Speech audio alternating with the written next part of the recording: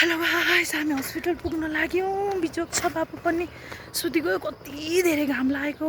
अब चाहिँ हस्पिटल पुग्न लाग्यो। राजा साहब यसो सुतिराखेको छ। गाह्रो छ। राजा साहब सुति गयो है। मेरो बाबु चाहिँ सुत्यो होइन।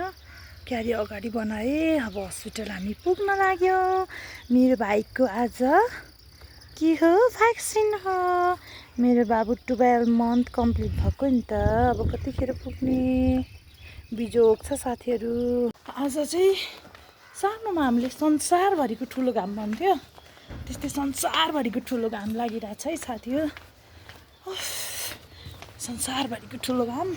अनि बच्चा सुतेको ल हेर्नु है, छाता च्यापेको बाटो यस्तो छ। ल अब चाहिँ हस्पिटल आइपुग्यो। कति धेरै घाम लागिरहेछ।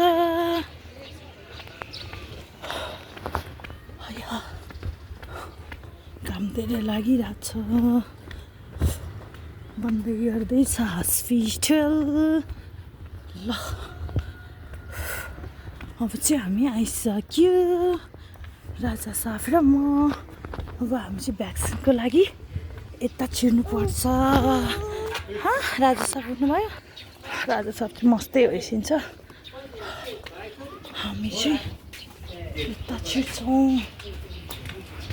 भाइ लाइसक्नु हो? ए ल, म त भर्खर आउँदैछु। हामी यता सबैले लाइसके जस्तो छ।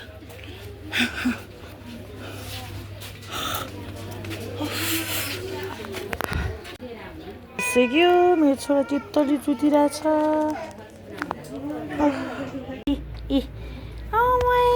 कस्तो राम्रो देखेको। कस्तो राम्रो देखेको। घाम धेरै छ।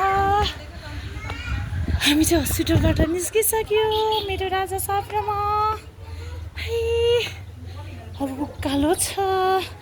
घरै पुगुन्जेल उकालो छ।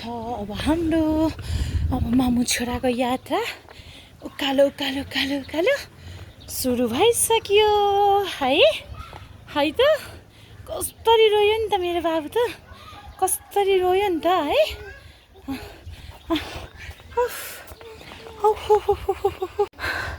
बाबु चाहिँ एकदम धेरै रोइरहेको थियो। गाह्रो छ। अब यो कालो कसरी काट्ने है। अब झन् धेरै गाह्रो छ। ल यस्तो गाह्रो छ नि त। भाइको सङ सुन्नु छ है, लगाउनुहोस्।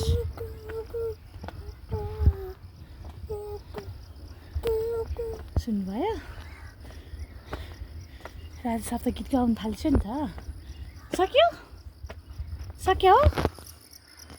सक्यो हो तपाईँको सङ? अब चाहिँ म घर आइपुगिसकेँ होइन। यो फुल इन्डोर प्लान्ट ल्याएँ एउटा। यो चाहिँ तराईबाट मधेसीहरूले लिएर आएछ। बाँच्छ बाँच्दैन थाहा छैन, त्यही भएर मैले एउटा मात्रै लिएँ।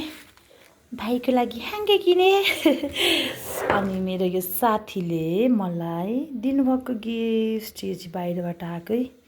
यसको कभर चाहिँ मैले फालिदिइसकेँ, ब्यागमा अटेन। अनि यो कफी पनि आएको, तर मलाई उसले सानो बट्टामा हालेर दियो। Thank you so much best टु। मेरो साथीले दिएको है। थ्याङ्क यू मेरो साथी। मेरो राजा साहब थाकेर हेर्नुहोस् त, भ्याक्सिन गरेर आइसक्यो हामी। अनि ऊ चाहिँ सुतिरहेछ है। अनि मैले क्यारी पनि नखोलेको, सुतोस् भनेर छोडिदिएको।